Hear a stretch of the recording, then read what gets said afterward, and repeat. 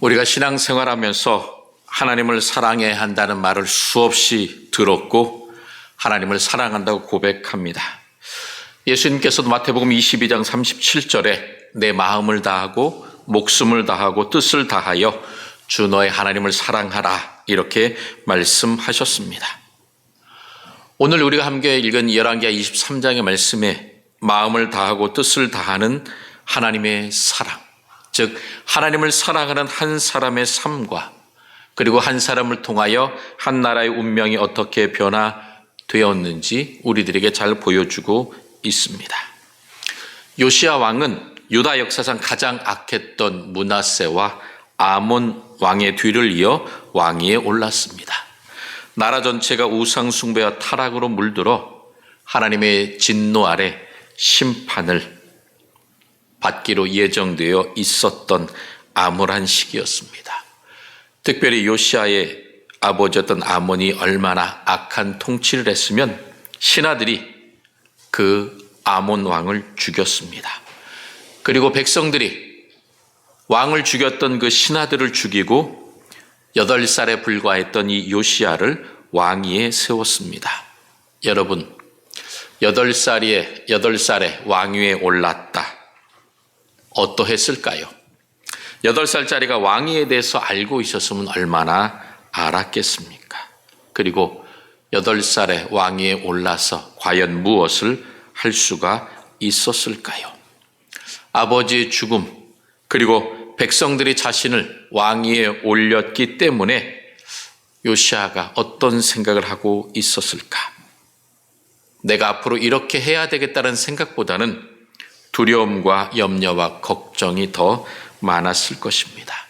그런데 열왕기하 22장 2절은 요시야를 이렇게 소개합니다. 요시야는 주님께서 보시기에 올바른 일을 하였고 그의 조상 다윗의 모든 길을 본받아 곁길로 빠지지 않았다. 세번역은 이렇게 요시야를 소개하고 있습니다. 요시야는 8살에 왕위에 올랐지만 하나님 보시기에 옳은 일을 하고 곁길로 빠지지 않았다. 즉 자기 아버지의 죽음을 반면교사로 삼아서 하나님의 뜻을 따라가려고 노력했다라고 성경은 소개하고 있습니다. 여러분은 8살 때 뭘 하셨습니까? 저도 8살 때 뭘 했나 생각해 보니까 기억나는 게 하나 있더라고요. 국민학교 1학년 소풍 안 가고 교회 건축한다고 해서 거기 쫓아가서 심부름하면서 짜장면 얻어먹었던 그 기억이 제 마음속에 남아있더라고요. 8살 할 수 있는 게 그렇게 많지 않았을 것입니다. 그런데 요시야는 하나님의 말씀의 길을 따랐고 곁길로 가지 않기를 얼마나 노력했는지 알 수 없습니다. 그렇게 노력한 지 무려 18해가 지나 즉 그의 나이 26이 되었을 때 요시야는 성전을 수리하도록 명령을 합니다. 그리고 이 성전을 수리하는 과정에서 율법책을 발견하게 됩니다. 율법책을 발견했다. 수리하다 보면 우리도 그렇잖아요. 이사 간다고 또 집 정리한다고 뒤지다 보면 어디선가 남모르게 꼼쳐놨던 현찰이 나오기도 하고 내가 그렇게 소중하게 생각해서 꼭꼭 숨겨뒀던 그 선물 받았던 것들이 생각지도 않은 곳에서 나오기도 합니다. 그런데 오늘 요시야는 그 성전을 수리하면서 율법책을 발견하게 되었습니다. 그런데 이 율법책이 발견됐다고 해서 참으로 놀라운 일입니다. 왜냐하면 악한 왕이었던 므낫세와 아몬 그리고 정말 자기 욕심 때문에 자기 아들을 다 죽이고 왕위에 올랐던 악한 여왕 아달랴, 하나님과 상관없이 통치하며 다스렸던 그런 왕들 때문에 하나님의 성전이 쇠락해가고 무너졌는데도 수리할 생각조차 하지 않고 있었던 상황입니다. 그런데 요시야가 성전을 수리하겠다라고 하는 그 생각이 들은 것은 바로 하나님을 사랑하고 곁길로 가지 않았던 그의 결단이 아름다운 결실을 맺었던 하나의 기회가 되었던 것입니다. 그래서 이 성전을 수리하던 중에 율법책을 발견하는데 그것을 대부분 성경학자들은 신명기라고 이야기합니다.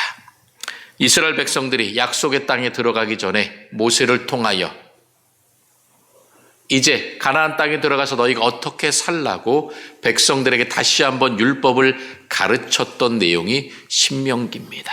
그러므로 그 신명기 말씀에는 하나님을 경외하고 사랑해야 한다는 것들을 다시 한번 하나하나 명령하고 있습니다. 그리고 여러 가지 절기들을 어떻게 지켜야 하는지, 그리고 십계명에 대해서도 다시 한번 언급하고 있는 부분이 바로 신명기였던 것입니다. 이 신명기 말씀을 읽으면서 요시야는 그의 옷을 찢으며 애통하며 회개했습니다.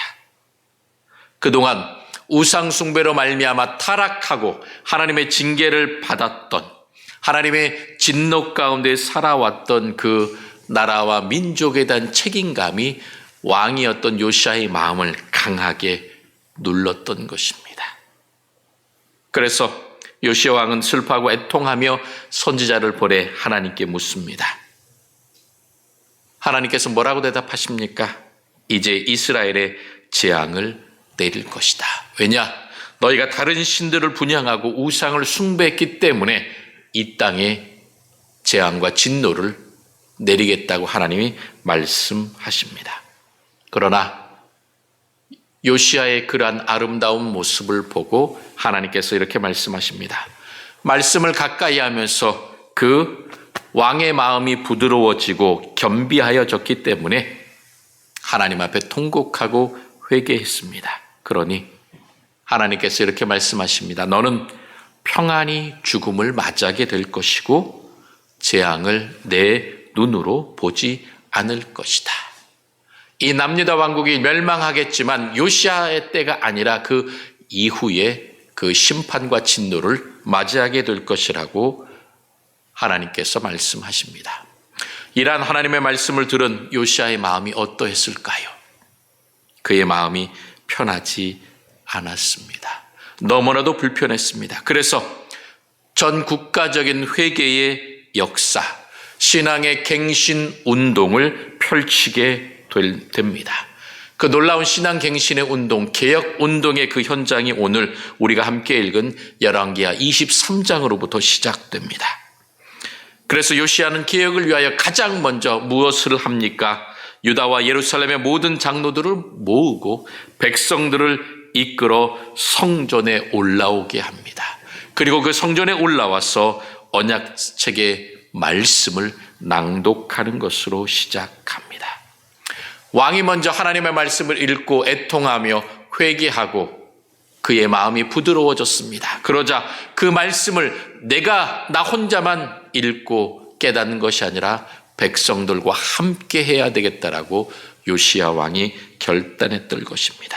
그래서 말씀 중심의 공동체, 하나님의 말씀 앞에서 자복하고 회개하며 하나님의 긍휼을 구하는 기도의 공동체가 되도록 왕이 이끌었던 것입니다. 그래서 그 왕이 단위에 서서 여호와의 말씀을 선포하고 읽었습니다. 그러면서 하나님 앞에 언약을 세웠습니다. 뭐라고 세웁니까? 마음을 다하고 뜻을 다하여 하나님께 순종하라. 하나님의 그 계명과 법도와 율례를 지켜 따르라고 명령합니다. 그러면서 이 책에 기록된 모든 언약의 말씀을 이루게 하리라. 즉 그 모든 것을 순종해야 한다라고 요시야 왕은 백성들에게 선포합니다. 여러분, 마음을 다하고 뜻을 다한다 무엇입니까? 우리들이 갖고 있는 감정, 그리고 생각, 의지, 그리고 삶의 모든 동기와 목적, 내 인생의 모든 것들을 다 하나님께 드립니다. 하나님을 사랑합니다. 하나님께 헌신한다라고 하는 의미입니다.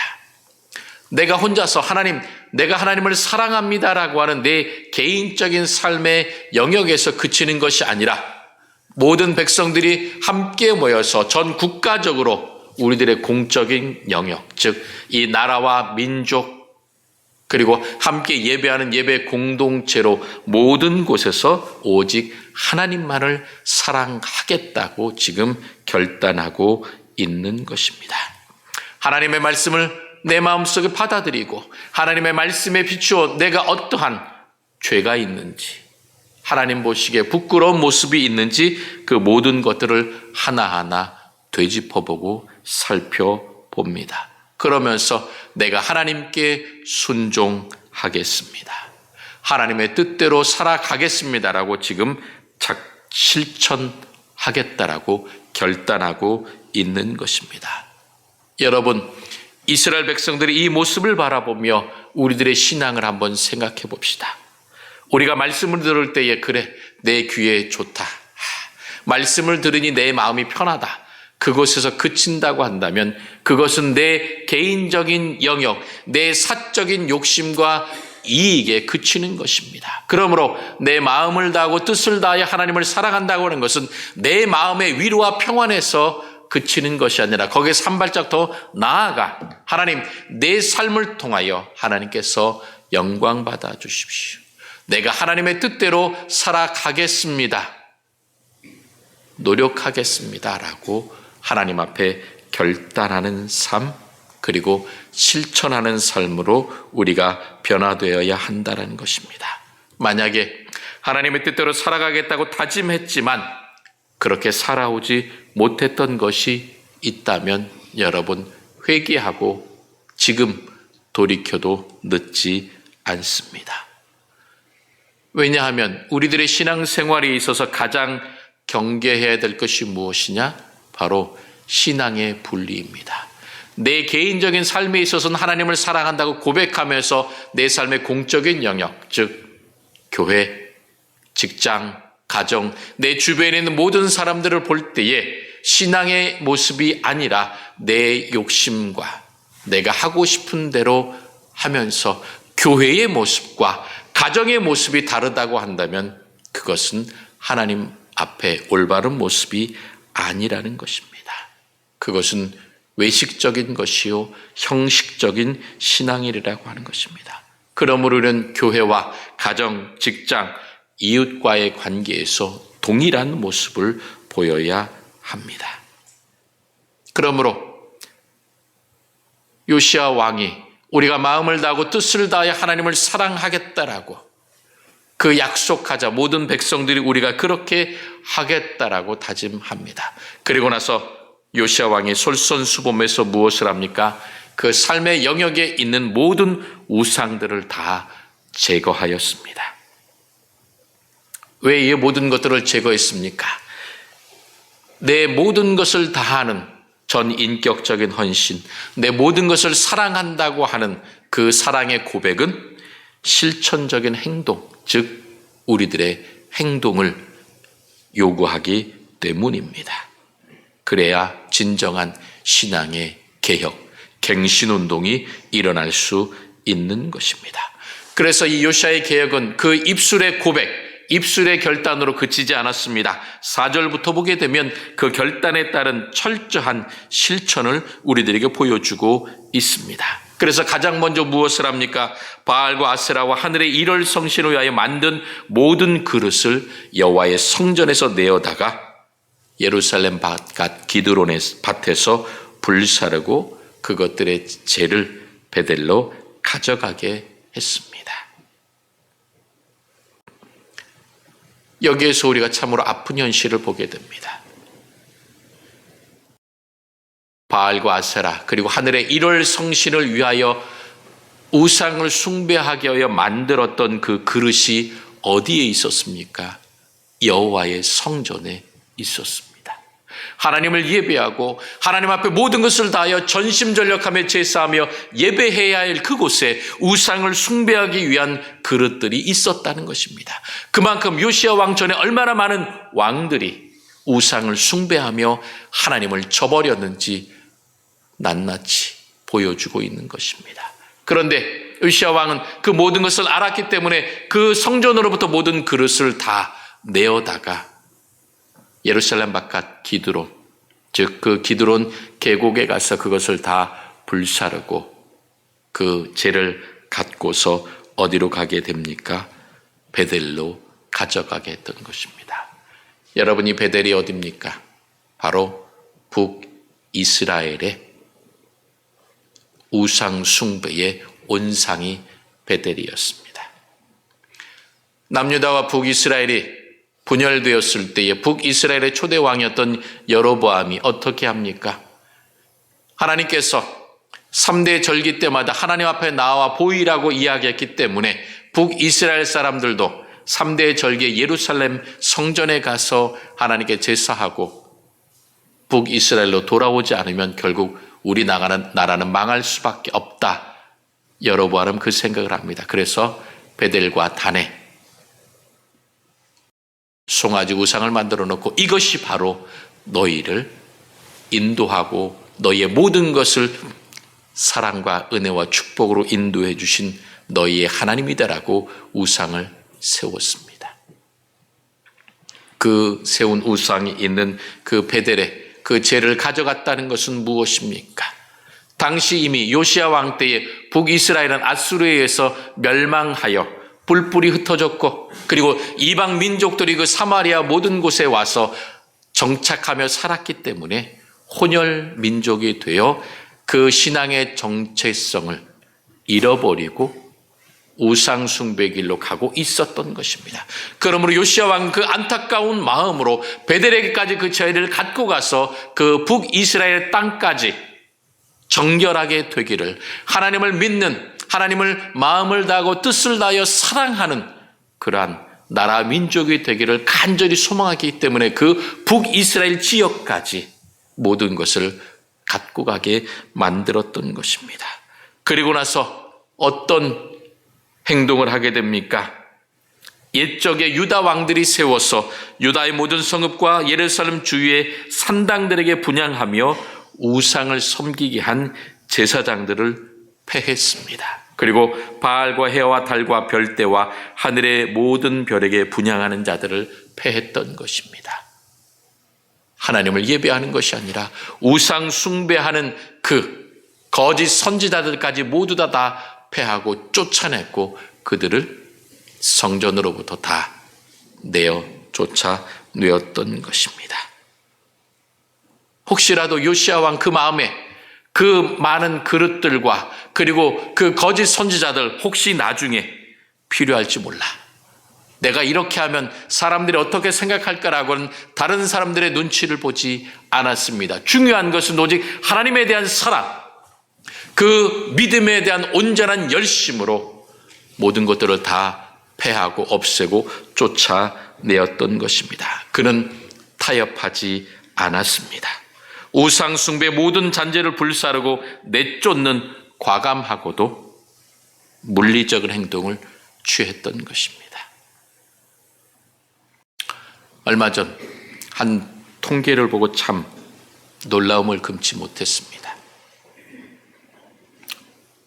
목회 연구소라고 하는 곳이 있습니다. 목회 데이터 연구소라고 하는 곳에서 크리스찬을 대상으로 조사를 했는데 그중에 30% 되는 사람들이 사주 보고 점치고 궁합 보고 하는 것에 대해서 그럴 수 있다라고 인정한다고 합니다. 여러분 어떻습니까? 인정할 수 있습니까? 그래서는 안 됩니다. 그러다 보니 교회 안에서조차 그러한 하나님과 상관없는 미신적인 불신앙적인 것들이 우리들의 마음에 스며 들어와서 하나님에 대한 사랑을 좀먹고 있습니다. 그렇기 때문에 요시야 왕은 그것을 너무나도 잘 알고 있기 때문에 철저하게 이 모든 것들을 다 부셔내고 쫓아내고 패하는 이러한 온전한 회복의 역사를 신앙갱신 운동을 펼쳤던 것입니다. 그러므로 이 우상을 제거한 것으로 요시야 왕은 그치지 않았습니다. 열왕기하 23장 21절부터 23절까지 보게 되면 이 왕이 뭇 백성에게 명령하여 이르되 이 언약책에 기록된 대로 너희 하나님 여호와를 위하여 유월절을 지키라. 이 유월절을 지키는데 성경에 뭐라고 이야기합니까? 사사가 이스라엘을 다스리신 시대부터 이스라엘의 여러 왕의 시대와 유다 여러 왕의 시대에 이렇게 유월절을 지킨 일이 없었더니 요시야 왕 18째 해에 예루살렘에서 여호와 앞에 이 유월절을 지켰더라라고 말씀합니다. 여러분, 유월절이 어떤 절기입니까? 430년 동안 애굽에서 종살이했던 이스라엘 백성들이 이제 하나님의 약속대로 그 약속의 땅, 젖과 꿀이 흐르는 가나안 땅으로 나아가기 위하여 탈출하며 해방했던 절기가 유월절입니다. 애굽에 대한 10가지 재앙 중에 마지막 재앙으로 장자의 죽음이라고 하는 그 재앙 앞에서 하나님의 말씀에 순종하여 그 어린 양을 잡아 그 피를 문설주와 임방에 바를 때에 죽음의 사자가 그 집을 건너가고 순종한 이스라엘 백성들만이 그 생명의 건짐을 받았습니다. 그래서 손에는 지팡이를 쥐고 허리에 띠를 띠고 언제든지 하나님이 출발하라 떠나라고 하면 그 명령에 순종해 나아갈 수 있도록 준비하며 쓴나물과 무교병을 먹으면서 언제든지 나갈 준비를 하고 있었던 그 절기가 바로 유월절입니다. 그래서 이 유월절 절기라고 하는 것은 이스라엘 백성들의 정체성을 확인한 절기요, 그리고 하나님께서 그들을 해방시켜 주신 참으로 기쁨의 절기였던 것입니다. 그런데 사사시대부터 지금 이 요시야 왕 때까지 그 어느 누구도 이 유월절 절기를 하나님 앞에서 지킨 일이 없었다라고, 그리고 이 요시야 왕이 예루살렘에서 여호와 앞에 이 절기를 지켰다라고 성경은 말씀합니다. 이 절기를 지키면서 하나님의 율법 앞에서, 하나님의 명령 앞에서 그들의 정체성을 확인했던 것입니다. 우리는 하나님으로부터 택함 받은 선민 이스라엘이요, 하나님이 우리를 자유와 기쁨과 해방을 허락해 주셨다라고 요시야 왕은 선포하는 것입니다. 그런데 이 유월절 절기를 언제 지키게 됩니까? 그가 왕위에 오른 지 18째 해에, 즉 그의 나이 26세 성전을 수리하며 그 언약책을 발견하고 언약책을 읽고서 애통하며 모든 백성들로 하여금 전적인 회개운동, 신앙의 갱신운동을 펼치면서 하나님 앞에 절기를 지켰습니다. 절기는 내년에 지켜도 되겠지? 아닙니다. 그 해에 바로 그 절기를 지키면서 그들의 정체성을 확인했던 것입니다. 여러분, 주님의 말씀을 듣고 내 마음에 감동이 오면 뒤로 미루지 마십시오. 머뭇거리지 마십시오. 바로 그때가, 그 자리가 내가 하나님 앞에서 내 믿음을 온전히 확인하면서 하나님, 내가 하나님을 사랑합니다. 내 마음과 뜻을 다하여 하나님과 함께 살아가겠습니다라고 다짐하며 결단해야 하는 그 시기입니다. 요시야 왕이 이렇게 결단하고 절기를 지키면서 모든 백성들의 마음을 하나로 모았던 것입니다. 이 요시야 왕의 전적인 헌신과 결단이 얼마나 놀라운 결과를 가져왔는지 하나님의 백성이 회복되었습니다. 3절 하반절에 보게 되면 뭐라고 말합니까? 백성이 다 그 언약을 따르기로 하니라. 즉 온 백성도 그 언약에 동참하여 내가 하나님을 믿고 따르고 섬기겠습니다, 사랑하겠습니다라고 모두가 다 고백했던 것입니다. 그래서 그 고백으로 하나가 되어 그들의 정체성을 확인하면서 유월절 절기를 지키며 하나님께 영광을 돌렸던 것입니다. 사랑하는 성도 여러분, 진정한 신앙의 열심, 하나님에 대한 사랑은 나 혼자의 경건으로 끝나는 것이 아닙니다. 나를 통해 내 주변에 있는 사람이, 내 이웃이, 나와 함께하고 있는 이 모든 공동체가 하나님께로 돌아오는 선한 영향력을 발휘하게 되는 것입니다. 그래서 우리는 나 한 사람을 통하여 놀라운 역사를 이루므로 공동체 안에 큰 일을 이루어 주신다고 하는 것입니다. 그러므로 이러한 모든 하나님의 은혜와 사랑 앞에서 우리는 내 언약책인 이 하나님의 말씀을 읽고 낭독하는 시간을 가져야 합니다. 말씀을 읽고 말씀을 가까이 하며 그 마음 가운데에 내게 주시는 그 감동을 실천해야 합니다. 이웃 사랑하기 위하여 내 주변에 있는 성도들을 위해 축복하고 칭찬하고 배려하고 사랑해야 합니다. 또한 철저한 자기 자신에 대한 점검이 필요합니다. 내 안에 욕심이 있는지, 내 안에 하나님보다 더 사랑하는 것이 있는지 그것을 늘 되돌아보며 그것을 끊어내야 합니다. 신앙의 갱신운동, 새로워지고 개혁되는 것들은 이 주일 예배 한 번으로 끝나지 않습니다. 부족합니다. 그러므로 평상시 내 삶 가운데에 말씀을 가까이 하고 찬송하고 기도하고 사랑하고 섬기는 그러한 실천과 결단의 몸부림이 있어야 한다라고 하는 것입니다. 오늘 종교개혁 주일입니다. 요시야 왕 한 사람의 그 결단과 결심을 통하여 그 나라와 민족의 놀라운 역사가 일어났습니다. 이 시간 주님 앞에 나와 예배하며 주님의 말씀 앞에서 내가 정말 마음을 다하고 뜻을 다하여 하나님을 사랑하고 있는지 되돌아보는 우리들 한 사람 한 사람을 통하여 놀라운 역사를 이루어 주실 것입니다. 나를 통하여, 우리를 통하여 하나님께서 놀라운 역사를 이루어 주실 것이 분명하기 때문입니다. 예전에 유명했던 시인과 촌장의 하덕규 목사님께서 지은 누구도 외딴 섬이 아니다라고 하는 시가 있습니다. 이렇게 이야기합니다.